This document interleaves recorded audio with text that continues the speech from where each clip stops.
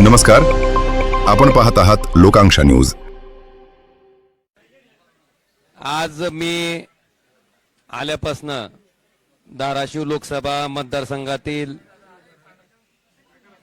माझ्या जीवाभावाच्या सगळ्या लोकांना विनंती केली होती की आज आपण या ठिकाणी उपस्थित राहावं। माझ्या आव्हानाला प्रतिसाद देत माझ्या लोकसभा कार्यक्षेत्रातील सगळी जीवाभावाची माणसं आज या ठिकाणी उपस्थित होती। जवळपास 4:15 पासून आता 8 वाजत आलेत। सगळ्यांशी चर्चा आम्ही त्या ठिकाणी केली, सगळ्यांचं मत त्या ठिकाणी जाणून घेतलं आणि ही सगळी मतं जाणून घेतल्याच्या नंतर सगळ्या कार्यकर्त्यांच्या, सगळ्या जीवभाव माणसांच्या ज्या सूचना आहेत त्या पद्धतीनं मला थोडी पार्श्वभूमी सांगायची की नुकत्याच झालेल्या स्थानिक स्वराज्य संस्थेच्या निवडणुकीमध्ये सगळे कार्यकर्ते त्या ठिकाणी लढत असताना सुद्धा जर धाराशिव लोकसभा मतदारसंघाचा आपण विचार केला तर एकाही पंचायत समितीमध्ये, नगरपालिकेमध्ये त्या ठिकाणी आम्हाला यश मिळू शकलं नाही। अनेक सामान्य कार्यकर्ते, अतिशय चांगल्या पद्धतीने काम करणारे कार्यकर्ते सुद्धा या निवडणुकीत अतिशय वाईट पद्धतीने त्या ठिकाणी पराभूत झाले। मी असेन, आमचे सगळे सहकारी असतील, आम्ही 24 तास मधला 24 तास वेळ सामान्य माणसासाठी, सामान्य लोकांसाठी, त्याच्या समस्येसाठी द्यायचं काम आम्ही प्रामाणिकपणे केलंय आणि याचे साक्षीदार सगळे सर्वसामान्य माणसं आहेत। आपल्या सगळ्याच्या माहितीसाठी आमचा कार्यकर्ता, आम्ही कधी कामात कमी पडलोच नाही, लोकांच्या समस्या सोडवण्यातही आम्ही कधी कमी पडलो नाहीत। पण दुर्दैवानं सत्तेमुळं त्या ठिकाणी आम्हाला या पराभवाला सामोरं जावं लागलं। मला आपल्याला अतिशय प्रामाणिकपणे सांगायचं की सामान्य माणसाच्या कामासाठी खरं तर इथं आम्ही लोकप्रतिनिधी म्हणून बसलेलो आहेत। सामान्य माणसाच्या अक्षरशः ट्रान्सफॉर्मरला सुद्धा त्या ठिकाणी अडचणी येत होत्या। आज सगळ्यांच्या माध्यमातून त्या ठिकाणी आम्ही निर्णय घेतलाय की शिवसेना पक्षात त्या ठिकाणी आम्ही जाणार आहेत।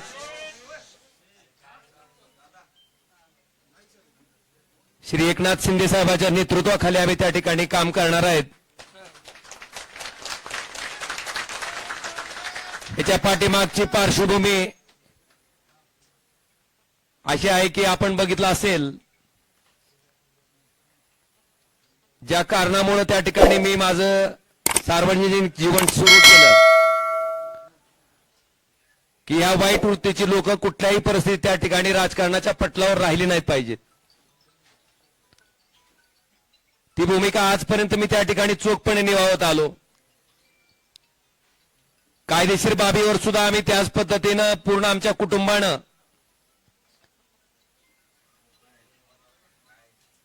महाराष्ट्र पोलीस जे तपास करत होते, कळंबोली पोलीस स्टेशन जे तपास करत होते ते दबावाखाली करतंय आणि इथून आम्हाला न्याय मिळू शकत नाही, म्हणून हा तपास सीबीआय कडे वर्ग करावा अशी मागणी, अशी याचिका हायकोर्टात केल्याच्या नंतर या हत्याकांडाचा तपास त्या ठिकाणी सीबीआय कडे वर्ग झाला। 20 वर्ष अविरतपणे न्यायालयीन प्रक्रिया चालली। फार मोठ्या अपेक्षा आमच्या कुटुंबाला त्या निकालात होत्या, मेरिटवर निकाल येईल अशी अपेक्षा होती। पण दुर्दैवानं जो काही निकाल आला, ज्याच्यामध्ये सन्माननीय न्यायालय म्हणतंय की राजकीय वैमनस्य होतं, तेही मान्य करतंय। कुठल्याही हत्याकांडामध्ये उद्देश, मोटिव्ह फार महत्वाचा असतो, तेही न्यायालय मान्य करते। पण दुर्दैवानं कळंबोली पोलीस स्टेशनच्या तपासाला त्या ठिकाणी बेस करून मला वाटतं ज्या पद्धतीचा निकाल आला तो अतिशय दुर्दैवी होता. आणि अशा पद्धतीनं या निकालाचं दुःख, कारण ज्या दिवशी राजेसाहेब गेले त्या दिवशीचं जे दुःख होतं तशाच पद्धतीचं दुःख आमच्या पूर्ण कुटुंबाला काल सहन करावं लागलं. मला वाटतं ह्याच्यामध्ये एक माणूस त्या ठिकाणी सक्षमपणे आमच्या पाठीशी उभा होता आणि त्यांनाही ते पटलेलं नव्हतं. काल ज्या पद्धतीनं निकाल आला त्याच्या बाबतीत सीएम साहेब, देवेंद्रजी फडणवीस, श्री एकनाथ शिंदे साहेब यांच्याशी माझं बोलणं झालं. त्यांनी अमित शहा साहेबांबरोबरही माझं बोलणं करून दिलं. आम्ही त्यांना इतकीच विनंती केली की साहेब आम्हाला कुणाचा फेवर नको आहे, पण आम्ही जे संघर्ष मागच्या 20 वर्षापासून करतोय, फक्त न्याय मागतोय, तो न्याय आम्हाला मिळवून द्यावा ही आम्ही कळकळीची विनंती त्या ठिकाणी केली. आणि आदरणीय एकनाथ शिंदे साहेबांनी स्वतः समोर येऊन स्टेटमेंट दिलं आणि सीबीआय त्या ठिकाणी माननीय हायकोर्टात या प्रकरणाबाबतीत अपील दाखल करणार आहे. अपेक्षा इतकीच आहे की या केसच्या मेरिटवर त्या ठिकाणी जो न्याय त्या ठिकाणी डावलला गेला तो आम्हाला न्याय मिळावा. आणि म्हणून या सगळ्या बाबीचा विचार केल्याच्या नंतर आपण जर आमची इथली राजकीय परिस्थिती बघितली असेल, बऱ्याच मंडळींना वाटतंय की आता तुमचा एक पक्ष त्यांचा एक पक्ष. मी अतिशय प्रामाणिकपणे सांगतो की कुठलाही पक्ष असला तर अशा वृत्तीला राजकारणात न थांबवण्यासाठी जे काय करावं लागणार आहे त्याच्यासाठी ओमराजे कधीच थांबणार नाही ना मला कोणी रोखू शकते. आज ज्या सत्तेची ताकद घेऊन त्या ठिकाणी आमच्यासारख्या सर्वसामान्य कार्यकर्त्यावर जो अन्याय होतोय, आज गावागावातल्या माणसाला त्या ठिकाणी थांबवलं जातंय. अनेक लोकोपयोगी कामं आहेत. खासदार म्हणून त्या माणसाला वाटतंय की बाबा खासदारांना आमचा ट्रान्सफॉर्मर द्यावा, खासदारांना आमच्यातलं अमुक काम करावं. आज 7 वर्ष होत आलेत. त्या माणसाच्या अपेक्षा फार मोठ्या आहेत.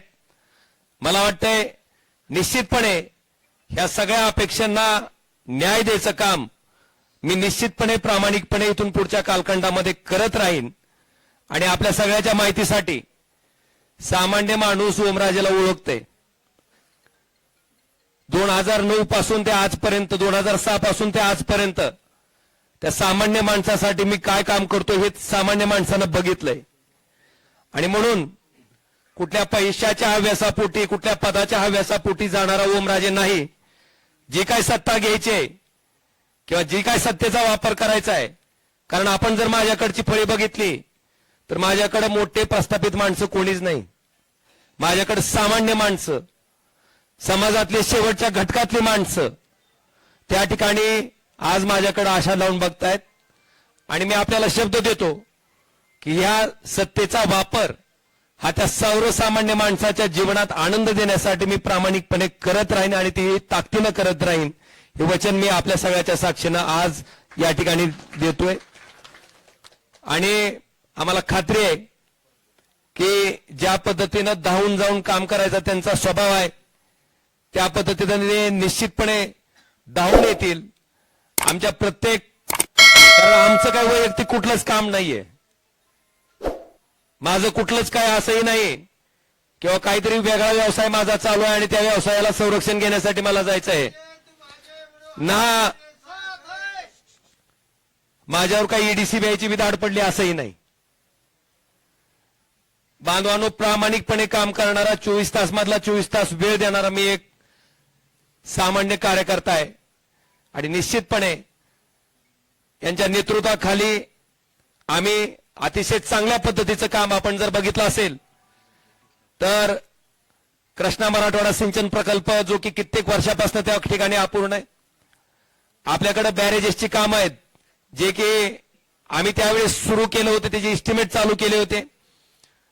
मला वाटतंय या सत्तेचा उपयोग कशा पद्धतीने केला जाऊ शकतो हे निश्चितपणे आम्ही धाराशिव लोकसभा मतदारसंघातील जनतेला चांगल्या पद्धतीने त्या ठिकाणी राबवून नुसत्या घोषणा नाहीत तर त्या राबवून अतिशय चांगल्या पद्धतीनं दाखवून देऊ, हेही वचन मी आजच्या या पत्रकार परिषदेच्या निमित्तानं देतो.